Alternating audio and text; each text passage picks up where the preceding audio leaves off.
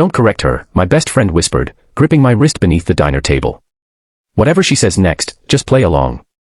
I stared at her, completely confused. Across the counter, our waitress smiled and said, "Your girlfriend looks like she's having a rough night." I almost laughed. My best friend, Maya, was not my girlfriend. She had been my closest friend for 11 years, and we had spent most of those years making jokes about how impossible it would be for us to date. Yet that night, something in her eyes told me this wasn't a joke. An hour earlier, Maya had called me and asked if I could meet her at our usual 24-hour diner. Her voice had sounded strange, too careful, as if she were choosing every word before speaking. When I arrived, she was already sitting in our booth, wearing a green jacket and nervously twisting a paper napkin between her fingers. "You look worried." "Thank you." That's somehow worse. Normally, she would have smiled. Instead, she looked toward the windows. Rain streaked the glass. "I need a favor," she said. "What kind?" "The kind you might hate me for." Maya swallowed. "My mother called me today," she whispered. "She found out about the apartment." "What apartment?" "The one I told you was my new place." "You mean the studio downtown?" Maya swallowed. "There is no studio." The words landed harder than they should have. She explained that she had lost her job 3 months earlier. She was sleeping on her cousin's couch, hiding overdue bills, and pretending she was fine because she was ashamed. "And today," she said, "my mother said she's coming tomorrow." "Then tell her the truth." I tried. "And?" "She said she wants to meet my boyfriend." I blinked. Maya looked down. I panicked. "You told her you have a boyfriend?" "No." "Then who is he?" She finally looked at me. "You." For several seconds, the diner seemed completely silent. "You're joking." "I wish." "Maya, your mother knows me." "She knows you as my best friend." "Exactly." I told her we started dating. I nearly choked on my coffee. "You told your mother we're dating." I was scared.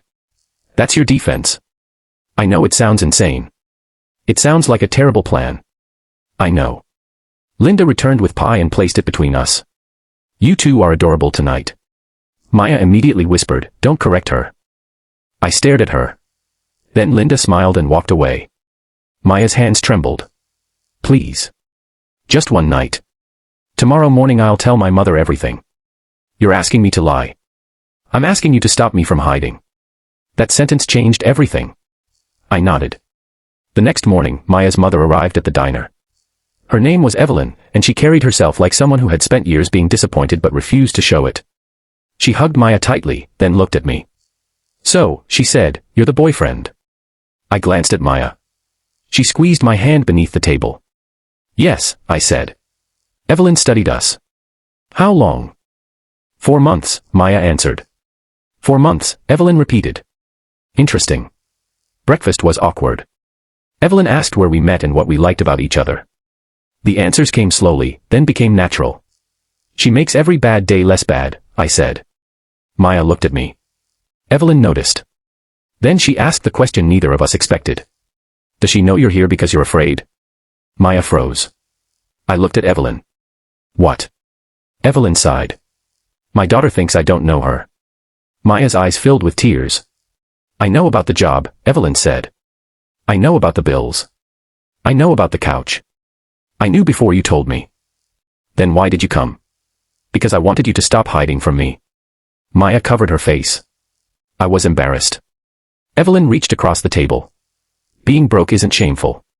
Being scared isn't shameful. But believing you have to suffer alone, that's what hurts me." Maya cried quietly. Then Evelyn smiled through her own tears. "And you," she said to me, "thank you for staying." I shook my head. "She's my best friend." Evelyn nodded. "Sometimes that is more valuable than being a boyfriend." Maya laughed through her tears. When Evelyn left, Maya and I sat silently. Finally, she said, "I'm sorry." "For what?" "For dragging you into this." I smiled. "You didn't." She looked at me. "You asked for help," I said. "That's different." She reached for her coffee. Then Linda appeared beside us. "So," she said, "are we still pretending?" Maya laughed. I laughed too. Linda pointed at us. I knew it. Over the next few weeks, Maya found a new job and an affordable apartment. I helped her move. One evening, months later, Maya invited me back to the diner. The same booth waited. She placed a small envelope on the table. "What's this?" I asked. "My first paycheck from the new job." Inside was a photograph of her standing outside her apartment, smiling. "I wanted you to see it first." I smiled. "You did this?" "We did." Maya shook her head. That night, I thought I needed a fake boyfriend. What I really needed was one person who wouldn't judge me when I finally admitted I was scared. I looked at her. And I finally understood why. She wasn't asking me to pretend anymore. She was simply asking me to stay. Linda placed 2 slices of pie on the table. "On the house," she said. "For the happy couple." Maya and I looked at each other. This time, neither of us corrected her. Maybe the greatest kind of love isn't always romance.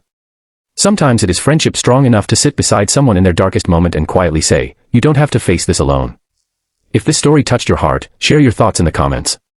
Tell us about the person who stood beside you when you needed someone most. And if you believe kindness, courage, and compassion can change a life, like this video and subscribe for more stories about hope, humanity, and the people who remind us that no one should have to carry everything alone.